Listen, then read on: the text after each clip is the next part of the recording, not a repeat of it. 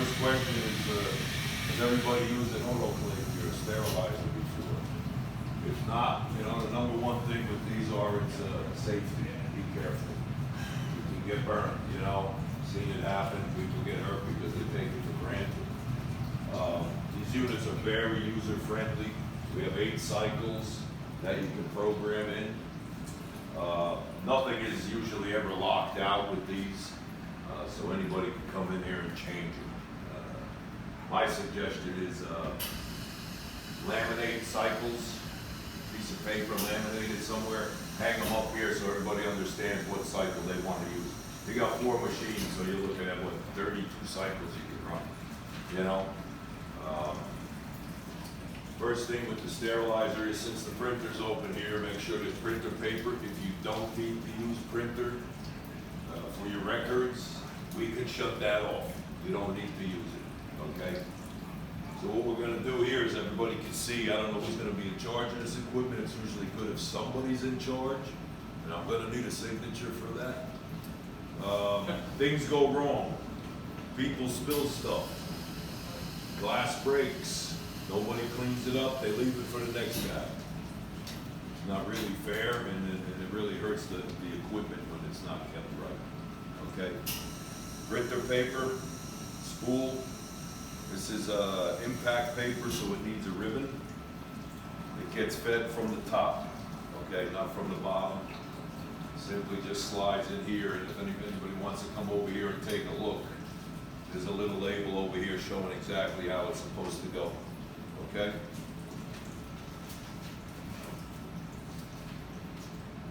Swoop down.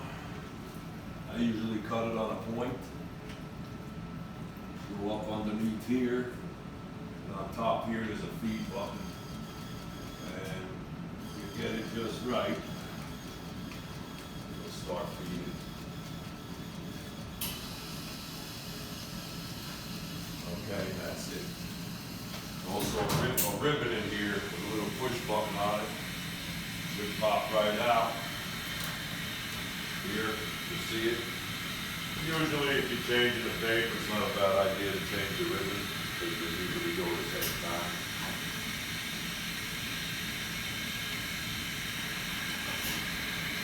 Okay. Sterilizer has a guillotine door system. Maybe the other ones you might have been used to might have been a big wheel. You turn and lock, open on a hinge. This one here, up and down. Doesn't take much, right? Some of them are automatic, this one isn't, but this is counterbalanced with a weight, so you really don't want to push it up too hard. It's cables that could break, weight could come down, knock the door over, all this good stuff, you can get hurt. Again, safety. All right? You know what I want to do too? I'll open this one up so people can take a look inside. I'm also working on that one. Inside the middle here, the screen. And in order to get to this screen, you lift up the wrap, pull it out. It's a little warm right now. Better if somebody, again, in charge, check these daily. Everything goes through this screen, your temperatures and your pressures. You're doing a lot of liquids here and these are clogged up with something, maybe something got spilled, glass got broken, maybe auger is in here, right? You use a lot of that, it's spilled over. If this isn't clean, your pressures are gonna be high, your temperatures are gonna be low, you're gonna boil over, your product's gonna burn. Things aren't gonna work, you're gonna fail cycles. Very important. Anything on this machine gets spilled, these gaskets, they inflate. Door gets closed, steam gets behind them, inflates, makes your door sealed so you can't open it, and your cycle will go to the next step. If they're dirty, they should be clean. It's usually soap and water, a little Scotch-Brite pad maybe, just keep things clean. Don't scrub the inside of the machine, you can see it's a glass finish. You're gonna really scratch it up, all right?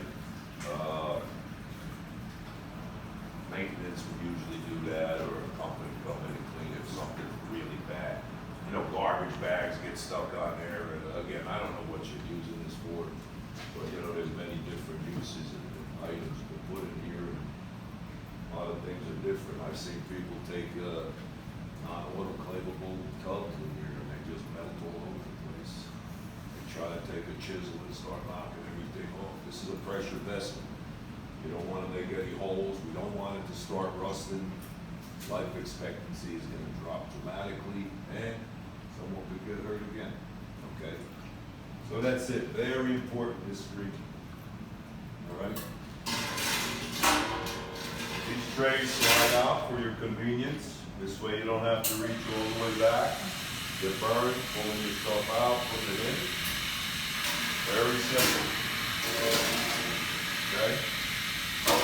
They can be removed.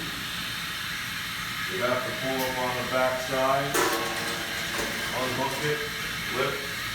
Now you can put bigger bottles in here, bigger product in here, okay? Very simple. You can see the tray is curved. That's the way it's got to go in, turn up, lift up underneath the two ears, and it's in, okay? Now I was hoping somebody here might have a cycle they want to program so we can go over this. I mean, we got 4 machines here. Everybody can touch it. Everybody can do what they want to get used to it. If there's a particular person, again, who's going to be in charge, doesn't want anybody changing cycles, I could show them after class. So I think multiple people, correct me if I'm wrong, are going to be using the autoclave, but what are the cycles that you have available, and these guys can pick us up one for you to walk us through? I'll give it to you right now if everybody's okay with this one in the middle. Right now, it's selected on number 1, okay? So whatever cycle you want to change, you have to select. That's where it has to be. I can't scroll through it once we get into the menu or cycle 1, 2, 3, 4. It has to be selected. Let's go to 1, okay? Simply press menu. Comes up a gravity type, okay? Gravity is a hard goods cycle. It could pull a vacuum in the beginning, a pre-vac. It's going to give you a dry, which is usually used for, empty glassware, instruments, something you want to get dry, when you pull it out.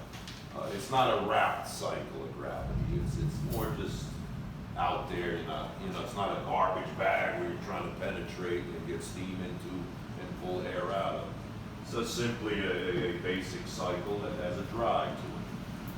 Me, personally, I like the vacuum cycle, but I'm going to show you how to go into it. Right now, we're in the menu where we can start changing things. So if I want to change the heading, simply hit enter, up arrow. Now we're at liquids, vac test. That's a test usually the maintenance for the reform. And then you have vacuum, and then back to your gravity.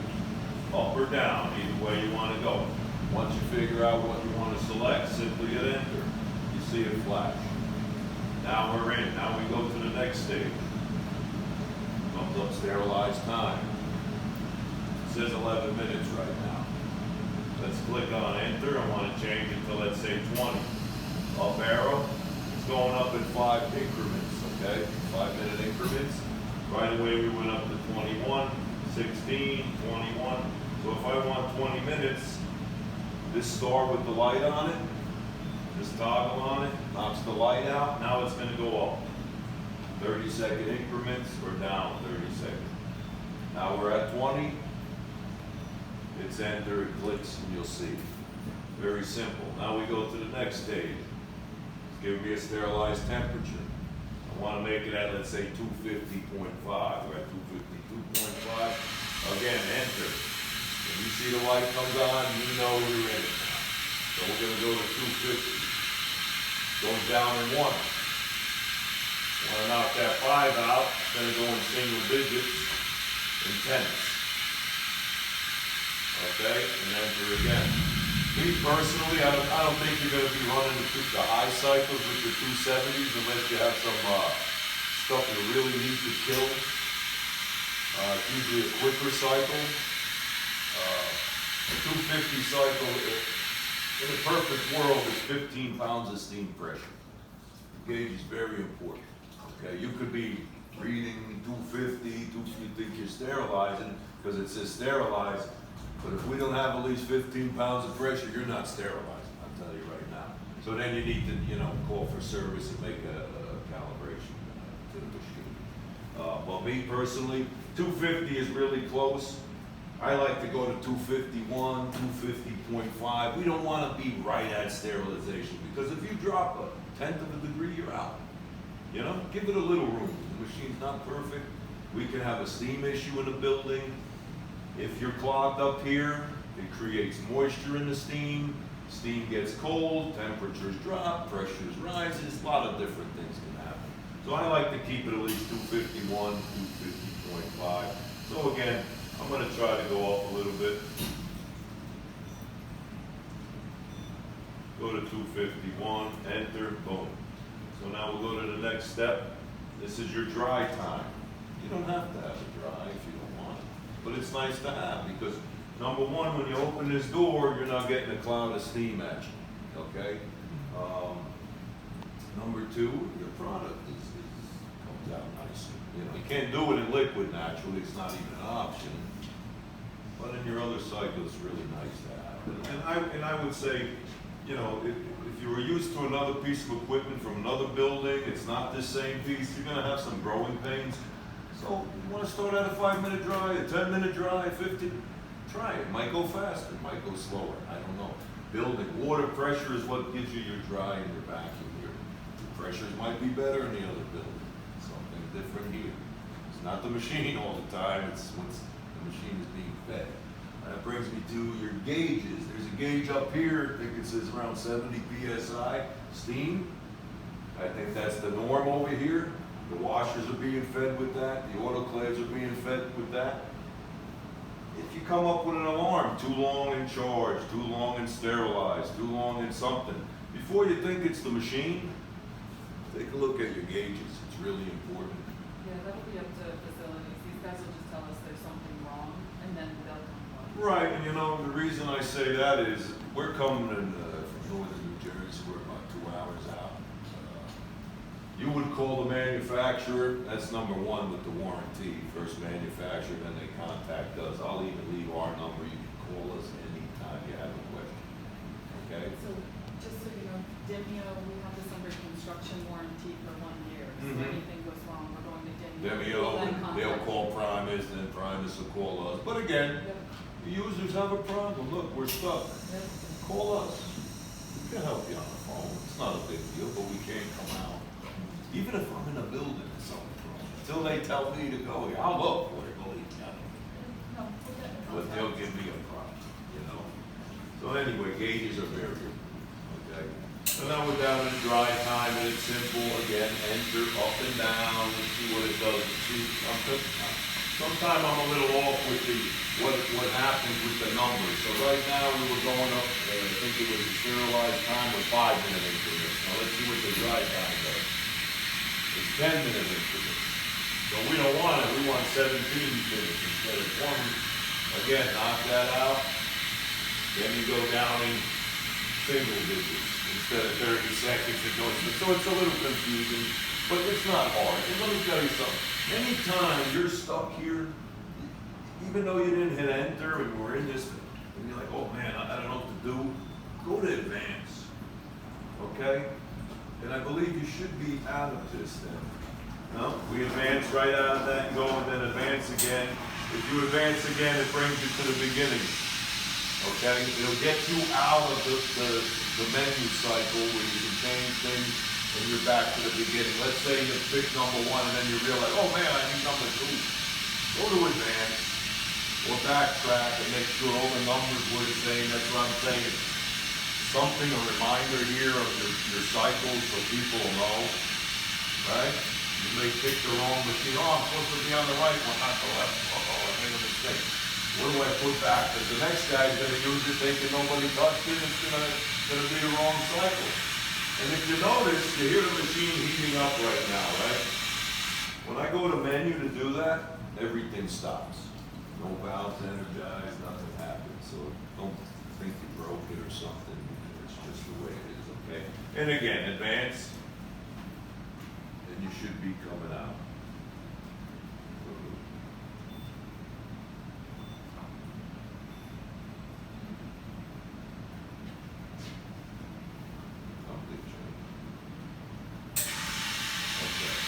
give it a couple seconds to reboot.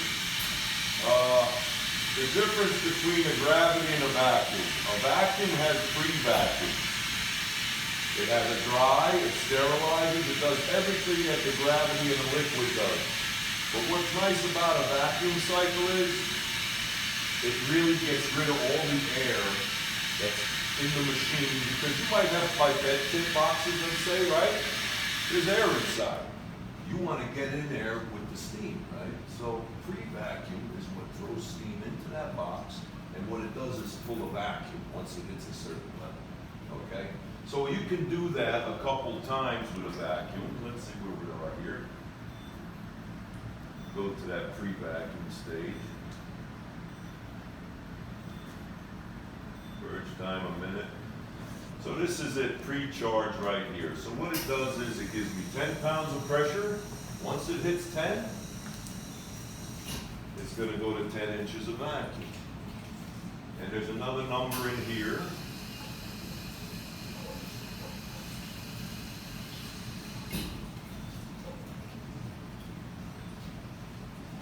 This number of pre-vacs. Right now I have it set for 2. That means that'll go through that sequence 2 times, but you can add as many as 1. Let's see how many we got. We got 6 times you can do it. And what really helps is once you start going into sterilized phase with this cycle, I said 15 pounds of pressure, you're really close because all the air is out of the air, nothing in the pipette boxes, nothing in the garbage bags. There's no burp could happen and throw air down the drain and all of a sudden pressures and temperatures change. So if you're going to use a gravity, use a pre-vac. It's better. I would just use a vacuum for everything, except liquid, right? Liquid is a slow exhaust cycle. Now, does anybody have a cycle in mind they want to try to change or do right now? And I can walk you through it. Everybody might feel a little better about it. Something you want to throw at me, times, temperatures, certain liquid cycle, certain, vacuum cycle.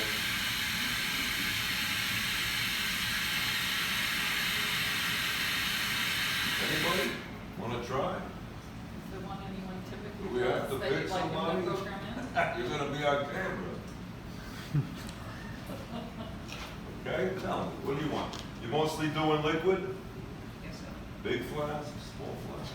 Liter flasks. So you're doing probably about what, 30 minutes, 45, something like that? Yeah, 45. Let's go to liquid. Let's see. Right now I had 3 programmed as a liquid. Liquid is telling me right off the bat, here it says 10 minutes sterilized, 5-minute cool down.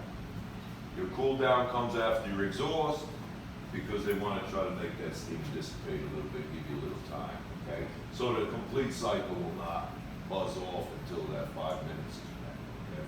And that's only 5, I would recommend 10.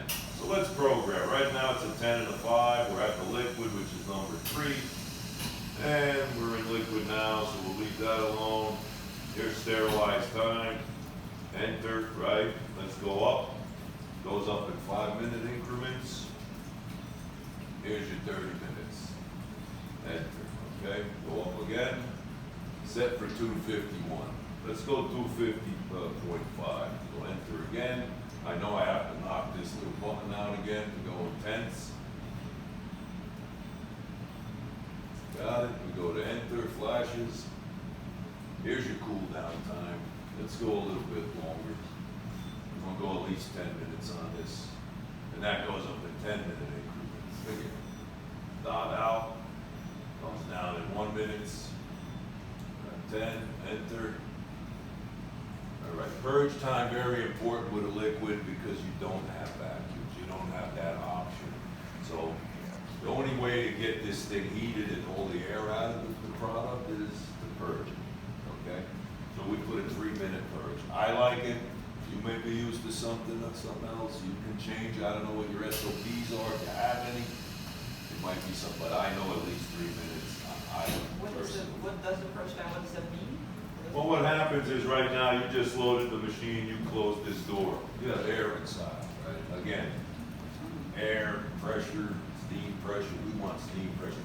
So what it's going to do is, once we hit start, steam is going to enter the unit, First the gasket seals, then steam enters the unit, and the exhaust valve will open and throw steam out. It's like just circulating for 3 minutes, okay? This way, you can get those bottles heated up a little faster, we get the air out, replace with steam, and then we try to go towards sterilized temperature, okay? So that's why I believe with a liquid that's the only option, go at least 3 minutes. This size machine, if it was bigger, I got a big 4-loader there, I probably could go 5 or 6 minutes, you know, with something like that. So we're good at 3, we go up. This pre-charge means during that purge, you're throwing in, the valve wants to let 15 pounds of steam in while you're purging. All right, we try to keep it a little high, let it go, let that stuff heat up. It's a, you know, and keep in mind with liquid, it's kind of like you're boiling water for your tea. The fire's hot, but the water's not there yet. Same thing here, the steam's hot, but remember, everything reads through the drain, not the product. You don't have a load probe here which you put in the product. So if you're thinking 30 minutes, you may only get 25 minutes to sterilize. Because it takes time for that product to heat up. But if they sterilizing, that's only because it's in the drain. So keep that in mind, okay? So we got 15 pounds, we're gonna go up. There's no vacuum set points in the liquid, so that's 0. No back time, 0. These little half ramps and other things I'm going to show you now, you do not have to touch.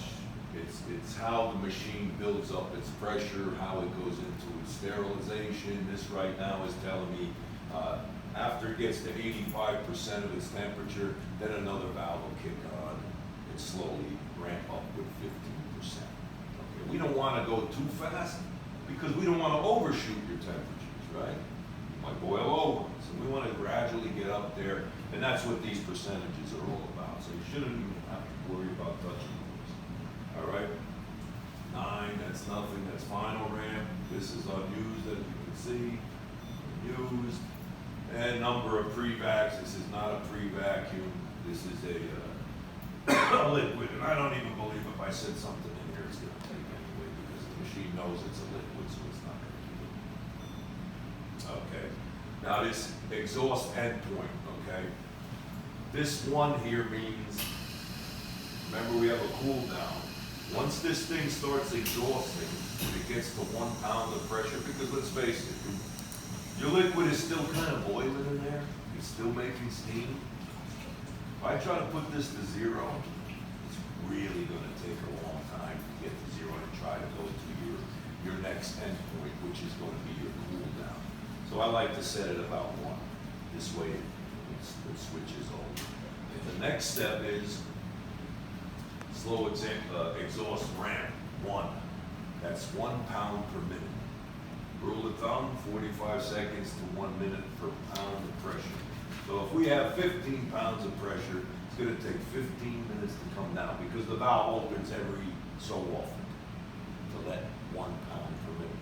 If I put a ½ pound per minute, the valve's not going to open as often for the exhaust. So that's the rule of thumb, and that's usually what works best, 1 pound per minute. If you go faster with a liquid cycle, you're going to boil over.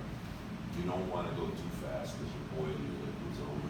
You'll lose your liquids, and then you're gonna be complaining. So keep an eye on that. So quick question for you. So I'm the end user, I want to come and I want to use the autoclave. A lot of the things that you're discussing right now, and while it's helpful to know somewhere or to be able to reference in a manual, they're standard presets right now as to what you recommend at each of these settings. So basically what these guys are going to come and do is they're going to want to change the different types of cycles. Right. They're going to want to change the time. Times. In cases where you can actually dry something, they're just going to want to change the dry time or the time for cool down in the event of a liquid. So mostly these guys, that's what they're going to come and do. The rest of the presets they can pretty much rely on because you keep the system to be at that. Just try to keep that rule of thumb and everybody's going to be fine, because a lot of people like to keep going and pushing buttons, and then all of a sudden we got problems. You know, that's how it is. That's how, you know. Curiosity. I was in Cornell about a year ago. I set up these machines. They had the sprinkler head right over the door. You see, I did testing on it, but the end user was there, he's gotta touch it. Listen, don't use this equipment until they move that sprinkler. Everybody knew it, I unplugged it, everything. 2 weeks later, come on down, his room was flooded. What the guy do, go on back and plug it in, start to proceed, and all of a sudden we got a big mess all over it. You know? So, Tim,